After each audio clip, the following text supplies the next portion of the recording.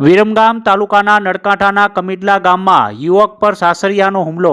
પ્રેમ લગ્નનો ખાર રાખીને ધોકા, પાઇપો અને બેટ સાથે આવેલા સાસરિયાઓએ ગાળો આપીને ધમકી આપી હતી। પત્નીને બળજબરીથી લઈ જવાના પ્રયાસ મામલે નળસરોવર પોલીસ મથકમાં 5 શખ્સો સામે ફરિયાદ નોંધાઈ।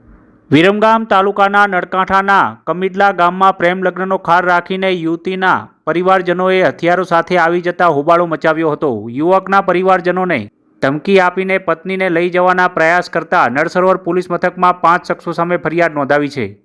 વિરમગામ તાલુકાના નળકાંઠાના કમિટલા ગામમાં રહેતા અલ્પેશભાઈ ઉકાભાઈ પરમારે લીંબડી તાલુકાના સિયાણી ગામમાં સુરેશભાઈ જાદવની દીકરી મુસ્કાન સાથે પ્રેમ સંબંધ હોવાને લઈને કોર્ટ મેરેજ કર્યા હતા। આ લગ્નનું મનદુખ રાખીને યુવતીના પરિવારના 5 સભ્યો કમિટલા ખાતે આવીને યુવકના ઘરે ઘસી આવ્યા હતા।